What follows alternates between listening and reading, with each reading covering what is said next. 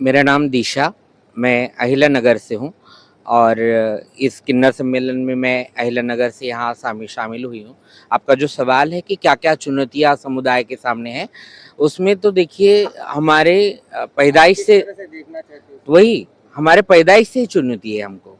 कि आपके यहाँ पर हमने अभी 30 साल की लड़ाई के बाद में हमें ऑर्डर का कॉलम मिला है। अभी तक बहुत सारे लोगों तक वोटर आईडी नहीं है, बहुत सारे लोगों तक आधार कार्ड नहीं है, बैंक डिटेल्स, बैंक अकाउंट नहीं है। हमारे जॉब्स के लिए आरक्षण नहीं है, हमारी नई पीढ़ी है। हमारा तो देखो माता रानी की कृपा से हमने मांग के हमारा गुजर बसर कर लिया और आगे भी हम किन्नरमा ट्रस्ट जो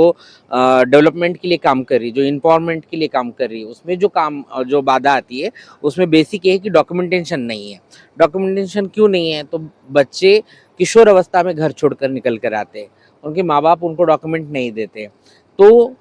पहले तो फैमिली की तरफ से जो हरेसमेंट होता है बच्चों का, चाइल्ड अब्यूज़, वो बड़ा एक चैलेंज है। उसके बाद में समाज, पहले परिवार शोषण करता है, फिर उसके बाद में समाज शोषण करता है और फिर उसके बाद में आता है लीगल क्राइटेरिया में जो हमारे इश्यूज़ है, आरक्षण नहीं है, फिर बाकी फैसिलिटीज़ नहीं है, गवर्नमेंट हॉस्पिटल, स्कूल, कॉलेजेस, कहीं पर कुछ विशेष हमको सुविधाएं अभी तक उपलब्ध नहीं है। कहने के लिए कुछ योजनाएं कागज़ पर आ जाती है, लेकिन इन प्रैक्टिकल वो काम नहीं करती, वर्क नहीं करती है। जैसे हमारा पुलिस भर्ती का मुद्दा और आरक्षण का मुद्दा किन्नरमा अभी भी कोर्ट में लड़ रही है, तो उसको अभी तक यश नहीं आया हाथ में, क्योंकि बहुत एजुकेटेड ट्रांस भी है जो जॉब करना चाहते हैं, तो काम की जगह पर जो डिस्क्रिमिनेशन होता है वो भी बहुत बड़ी चीज़ है। और ऐसे सम्मेलनों में जो हमारा समुदाय एक तो अल्पसंख्याक है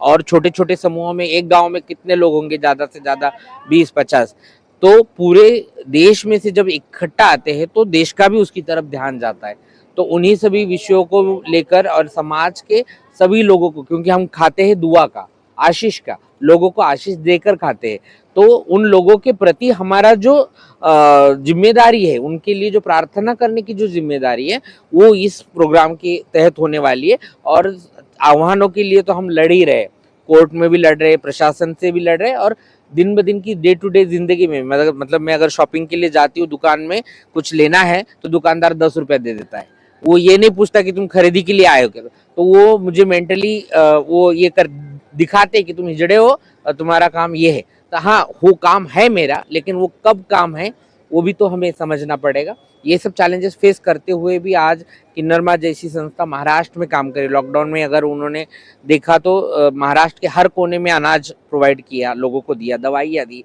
इन्फॉर्मेंट के लिए काम किया और बाकी सब चीज़ों के लिए काम किया, और हम भी उन्हीं चीज़ों को लेके काम कर रहे हैं। और